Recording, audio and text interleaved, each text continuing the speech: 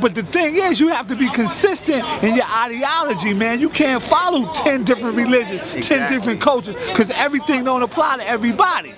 You dig what I'm saying? Knowledge is infinite, so therefore you just a small drop in a pool. So therefore nobody knows more than nobody else. See, that's why you gotta become a specialist in this. You dig what I'm saying? Brothers just want to lip profess about everything like they fucking biochemical scientists and all of this shit. When you just need to slow down, slow your roll, and relax and study one thing at a time. Move like a cold wind, flow out this world like a Vulcan. It's just a token, no joking, I leave the mic smoking. My pad's an omen that was stolen by Romans and tells the truth of Jesus, not this bullshit that's spoken. A crook took the good book and used it for manipulation. Everybody wrote a page, uncivilized the whole nation. Who really wrote the scriptures? Did you see them write it? Yeah, we supposed to have faith, but when they ate, were we all invited? Thanksgiving, yeah, I'm thankful for living. Don't appreciate them raping women and slaughtering children. When they came to my land, they had nothing but a book. They took everything, left us with a book. Now how the fuck that look? Brainwashed like a tsunami, a hurricane that wiped out my people. Now their mentals forever stained. Cocksucker, now give us our independence. If there's no equality, why the fuck you pretending? Blood sucking us for all our resources. You're symbolic to that wicked death that rode on pale horses. Behold, as I let the rhythm unfold, my wisdom is gold. It's food for thought, but it's more like food for your soul. Revelations, I'm a prophet that was incubated ever since I hatched. They've been watching me, cause everything I think is sacred. They try to nail me to a cross and strip me naked, but I won't sacrifice no more. I'ma take this earth and shake it. Hey, back to motherfucker, what good is Mother Earth if you don't take time to love her? All you wanna do is take and smother. Like a dickhead rocking a rubber and think that you're gonna survive, you're badly mistaken. Let knowledge be born. Let your brother know when he wrong.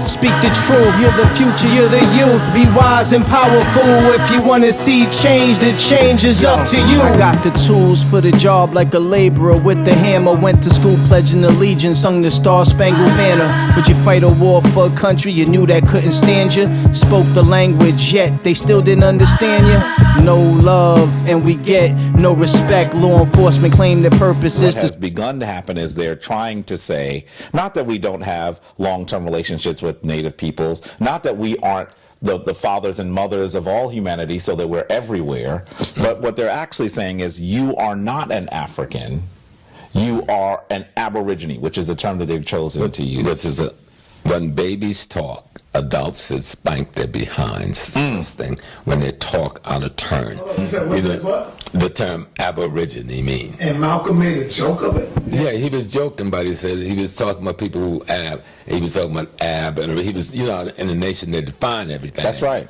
And so Malcolm was breaking down and said, all that means is original. Right. And if you're an Aborigine, you're an African, because that's the only human being that is original. So first of all, they need to get their definition straight. To be original, you got to be the first. Okay? And the first is the African. That time, I want you to go in on that too. Like, what's going on? Aborigines and the Africans and stuff like that. So give us some history. Peace. What troubles me about this is the fact that I happen to look on there like he did, and I see this man, Dane Calloway, and I'm looking and I'm like, Africans aren't African Americans. So I passed it. Then just being, you know, on our Google Hangouts and stuff like that, I'm starting to see a bunch of people saying this. And I'm like, so what I'm looking at is, I think it was like a summer ago, we was debating a person saying that Nat Turner he wasn't African. His artifacts were stolen, and they're trying to hide the fact that you're Native. Harriet Tubman is not real. Every organization that we have is a fraud. Is fraudulent. And the thing that drew me over the line, they have a map that says the African slave trade is in reverse. Yes. That just did it to me. Yes. Once I saw that, CIA stuff. I'll show you the image. once I seen that, I was like, okay, why is all these millions of people watching these people? Because we've been effective. That's right. It's been effective. So for me, for the past 2 years, I've been studying African culture here in America, or the Africanisms here in America, so that I could connect the two. Right. Be like, oh, we never lost our culture. So for them, one argument that I came here to do a little display on, if we have time to do that, is the term African. They'll say that we never used this term African until the 1900s. I'm like, 1900s? You heard me? No, that's late. Yeah. You So find literature on when we look at this, their argument is based off of reclassification in the census. Yeah. So I'm gonna give a brief thing, Yeah, because yeah. I have to do this on a presentation. It's too long to do it. But when you look at the census, they'll say that Indians and Negroes were classified as the same, thus they are the same. It is true that Indian as a race did not come into the census until 1860. That's a fact. What they are not understanding is why, and they're not understanding the history of the census. The census was not designed to take the whole enumerate the whole population. It was only designed to enumerate those colonies that they were in control of.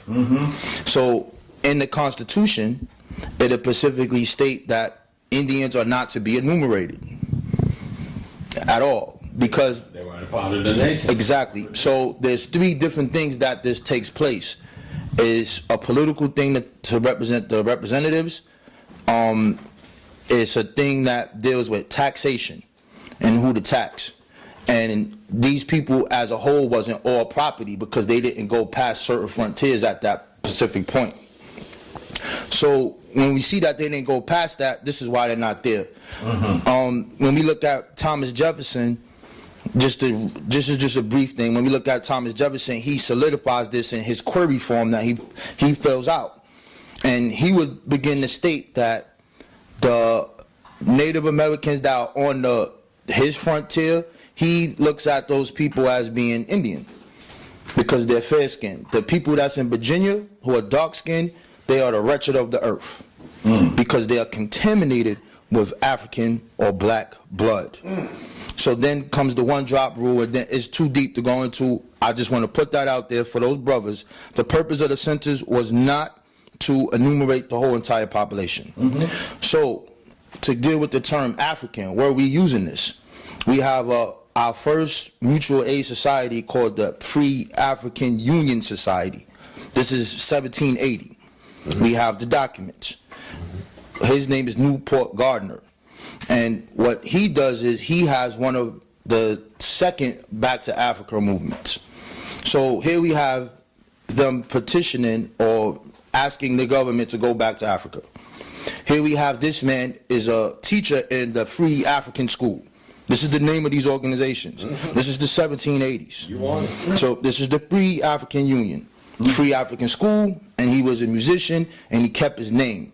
So they also have something in Rhode Island, where this person is from, called the God Little's Acre. And this is their burial ground there. That's not the oldest that we have, but it has the oldest headstones there. And on these specific stones, these people have their Akan names on the tombs, as if the same as the people named their name after the week, with Tiki, Kuki. I can show it, I have it. That's why I'm right. It's all there. So we know those people knew who they were and knew where they came from.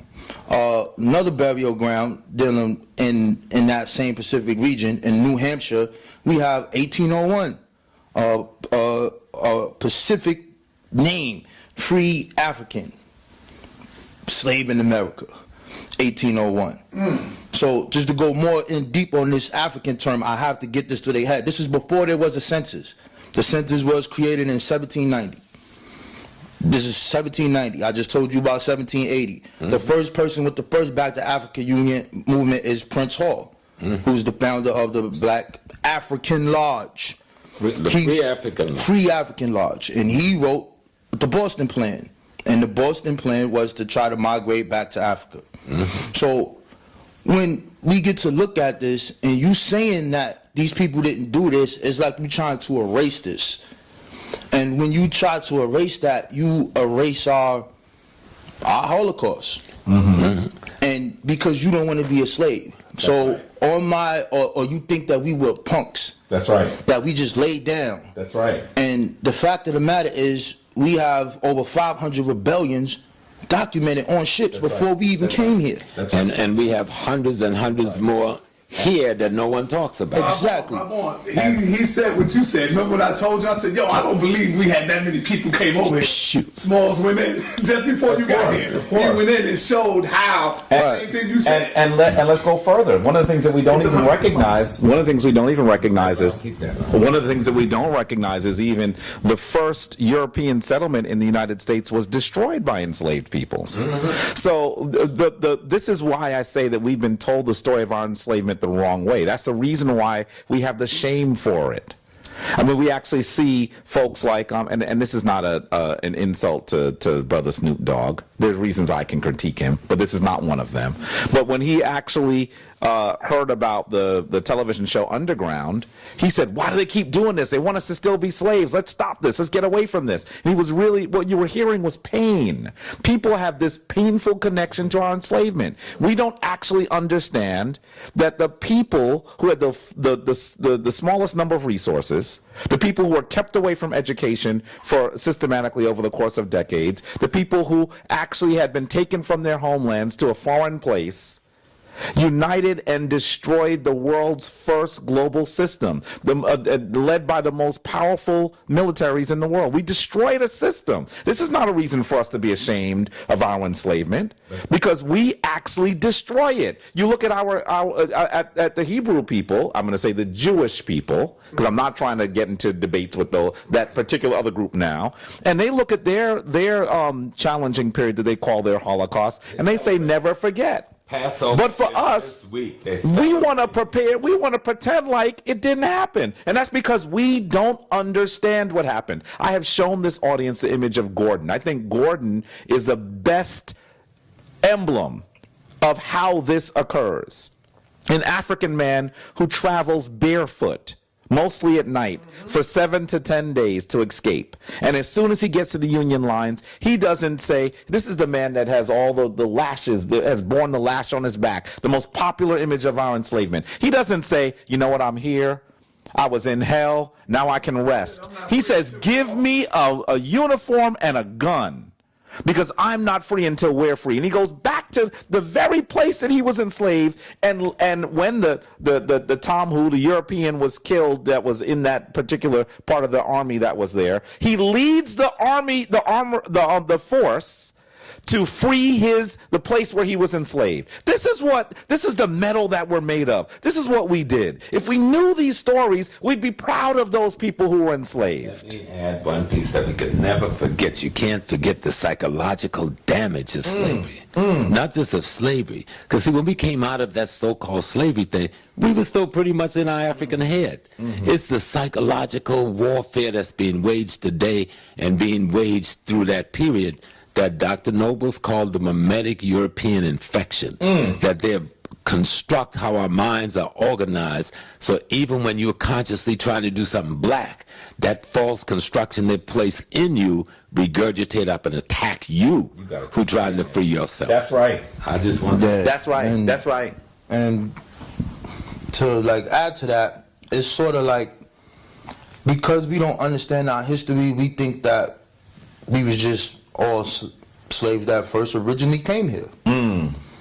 So I think it's necessary to go to a Pacific timeline, because they don't teach you this in school. Right? So with my little team, we call it New Black Knowledge, we like to talk about the free Africans and what we did and how we freed ourselves and what happened. So if we just start with where we at, we call it start where you stand. We know we have the African burial ground there. So let's get into this history. Who were the first people brought to just Manhattan? Who were they? So when we look at the records of these people, we know that the Dutch company comes later. We know the first person of African descent that's mixed is named Juan Rodriguez. And this is 1613. They leave him there. Some kind of argument happened where he didn't want to go back because he wouldn't know his status. And he became the liaison between the Native Americans when they came back with the Dutch. West Indian Company. This company deals with the slave trade. They're on the west coast of Africa. They bring the first 11 black people here. Now, the same way how the colony in Virginia is founded, where they intercept British ships, this is what happened with those Africans that were first brought here. So these first 11, we talking about the 1600s now. These first 11, they were captured on the ship, they were brought here, and they were indentured servants. But by 1644, these people were free. So this is what we need to talk about. These people became free. And where did they live at? What did they do? They lived on the Pacific maps. They show it to you. They called the Negro House. And on these maps, it'll show you they live between Bowery. For those who don't know, Bowery means farms. And it shows you the lands allotted to these Pacific Africans.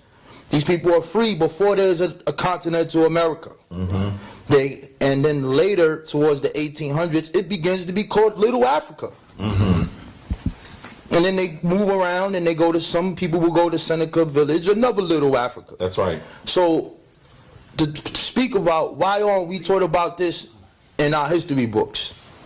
Because it shows us that through our evolution of going through whatever we've been through coming here, there was a distinction in kind. That's right. They knew who the Lenape was. They put us on that end part of Manhattan, which you have Wall Street, which they built the wall and let us live there as the buffer. As the buffer. Because the Indians was attacking and that was attacked. So we'd be the first ones to go. Yes. So it's in that. But just to speak on the history, in 1690 you have a person named Prince who slapped the mayor in New York City for having an argument in front of his house. But we don't hear this. Sound like a black man. You have the riot. You have the riot of 1712 with Peter the Doctor, and this man is an Obeah priest, and they describe him as a Chromanti man, and his followers as the Pow Pow. So in these early documents, that's right, they're telling you these people are African. That's right. They're telling you what their culture was. That's right. They go to Chromanti now. The big town is called Abanzi. Armstrong say he was from Abanzi and he was a Chromanti man. Exactly. So that's right. When Dr. Clark was here, Dr. Clark always said, I'm never worried, because people always said, have y'all trained anybody? He said, we ain't got to worry about that. Just like we came about, they'll come about. And y'all are. I just, the few minutes I've heard you, I go like, damn. Is it on? They're doing it. No, I just want to praise my young brother. I'm not going to take up his time. I'm going to listen to you for the next few minutes, then I'm going to run to my dentist. Oh, okay. Go ahead. Yeah, I was just saying that just looking at why we are not taught this in history is because it shows us our potential and power. That's right. It shows that these Africans had their own place to live before they said you was free. I'm telling you, we had a place called, it was called the Land of the Blacks first, because we was downtown first before there was a Harlem.